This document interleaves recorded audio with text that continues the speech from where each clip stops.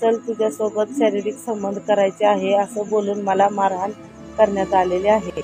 गंभीर कलमांतर्गत गुन्हा दाखल झालेला असून आरोपी अद्याप घरातच आहे, तो अटक झालेला नाही असं। जय भारत जागृती न्यूज मध्ये आपल्या सर्वांचं स्वागत आहे। दर्शक हो, आपण बघितलं असेल की हे दृश्य हा जो व्यक्ती आहे तो माळशिरस तालुक्यातील उमरे वेळापूर येथील हरिदास रघुनाथ भोसले आहे। त्या महिलेकडे शारीरिक सुखाची मागणी करत जातीवाचक शिवीगाळ करत भर रस्त्याने काठीने बेदम मारहाण करीत आहे। स्क्रीनवर बाजूला पीडित महिला आहे, पाहूया तिची प्रतिक्रिया। जय भीम, मी बाई छगन निकम, राहणार उमरे वेळापूर, तालुका माळशिरस, जिल्हा सोलापूर। मी महार या जातीचे आहे असं बोलून चल तुझ्यासोबत शारीरिक संबंध करायचे आहे असं बोलून मला मारहाण करण्यात आलेले आहे। तरी मला न्याय मिळवण्यासाठी मी या न्यूज चॅनेलला बातमी देत आहे। तरी माझी या चॅनेलला बातमी देण्यासाठी माझी संमती आहे, तरी मला न्याय मिळावा। महाराष्ट्रात अशा अत्यंत गंभीर स्वरूपाच्या घटना घडत आहेत आणि पोलीस एकतर गुन्हा दाखल करत नाहीत आणि दाखल केला तर आरोपीला अटक करीत नाहीत। गृहमंत्री देवेंद्र फडणवीस यांनी महाराष्ट्रातल्या सर्व पोलीस ठाण्याला अलिखित आदेश दिलेत की काय की गुन्हा दाखल करू नका आणि केला तर आरोपीला अटक करू नका, अशी शंका उपस्थित केली जात आहे। महाराष्ट्र धुमसतो आहे, याला फडणवीस जबाबदार आहेत। पाहूया दीपक केदार यांची प्रतिक्रिया।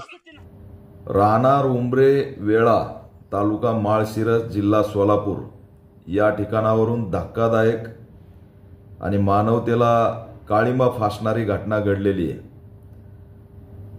दलित महिलेला बेदम मारहाण करणारा व्हिडिओ व्हायरल झालेला आहे। तिच्या गावातच राहणाऱ्या जातीवादी नराधमाने तिला शरीर सुखाची मागणी करत जातीवर शिव्या देत काठीने बेदम मारलेला आहे आणि तो व्हिडिओ सोशल मीडियावरती व्हायरल झालेला आहे।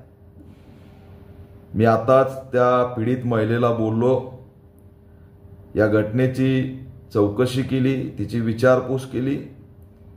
धक्कादायक आहे की आज FIR दाखल होऊन ॲट्रॉसिटी ॲक्ट सहित अनेक कलम याच्यामध्ये लागलेले आहेत। गंभीर कलमांतर्गत गुन्हा दाखल झालेला असून आरोपी अद्याप घरातच आहे, तो अटक झालेला नाही असं महिलेने सांगितलंय। त्याच्यामुळे सोलापूरच्या पोलीस अधीक्षकांना मी मागणी करतोय की तात्काळ या नराधम आरोपीला अटक करा। हा नराधम रघुनाथ भोसले याला तात्काळ याच्या मुसक्या आवळल्या पाहिजे, त्याला अटक झाली पाहिजे आणि याच्यावरती कठोर कारवाई झाली पाहिजे। सकाळ होण्याच्या आत हा नराधम जेलच्या आत असला पाहिजे, अन्यथा पॅन्थर भूमिका घेतल्याशिवाय राहणार नाही असा इशारा सुद्धा मी देतोय। राज्य सरकारने या प्रकरणाकडे गांभीर्याने बघावं। महिला आयोग, अनुसूचित जाती जमाती आयोग, गृहमंत्री यांनी या दलित अत्याचाराला गांभीर्याने घ्यावं।